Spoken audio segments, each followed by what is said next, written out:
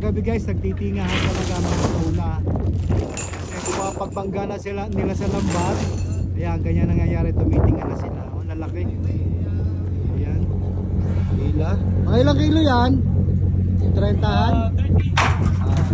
30 kilos daw. Ayan, para magtanggal ng tinga. Ayan. Ang laki.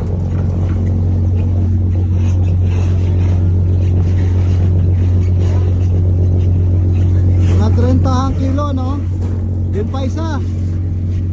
May panibago ulit. Oh, may huli pala kami. Kala namin wala eh.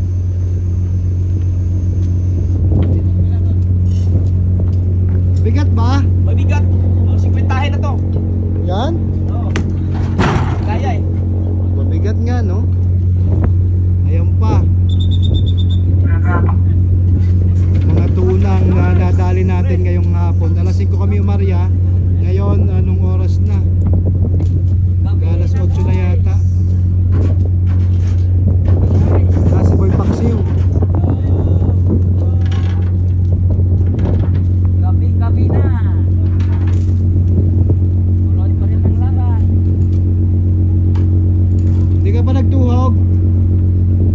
Wala ka pa tinuhog? Wala pa. Wala kasi makita sa sonar eh. Wala. Pero may huli. Ayan.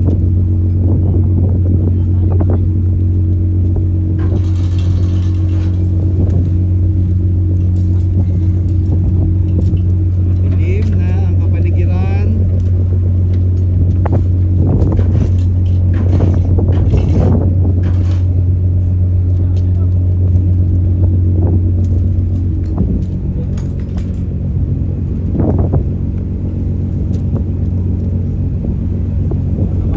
Hirap magtanggal ng tinga pagka pumulupot guys sa lambat. Pumulupot sa lambat ng tinga, yan, ganyan. Kailangan mong tastasin o hiwaan yung lambat para makuha mo yung isda. Sayang yan, mahal-mahal yan.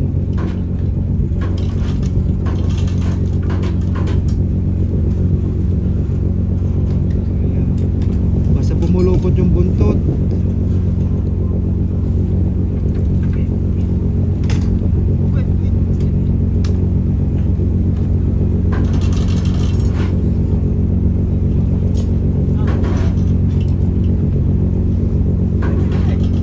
Kilo kaya ito. Yan kasi nakakapagpa-delay guys sa pagpa-power block. Pag may mga tinga-tinga, nadidelay tayo sa power block. Minsan pagka tumagal talagang pati yung iba talagang dumadami yung tinga. Ilan yan? Ilang kilo yan? 20. 20 lang ang bigat yan? Ayan, guys.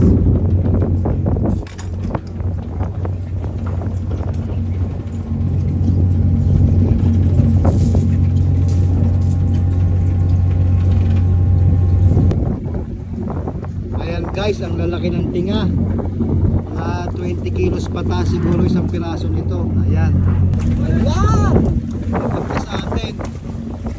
Mga tuna, yellowfin tuna guys.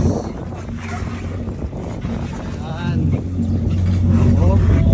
Ito mga 25 to 35 kilos. Ayan. Power block pa sila. Madilim pa. Ayan. Madilim na sa kapaligiran.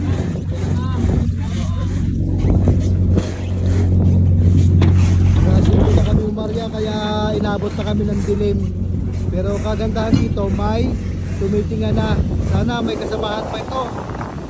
Ayan guys.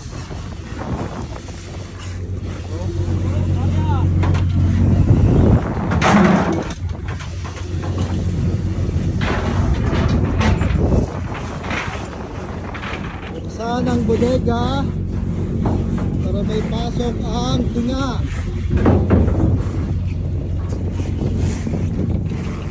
Ayun, may tinga pa isa.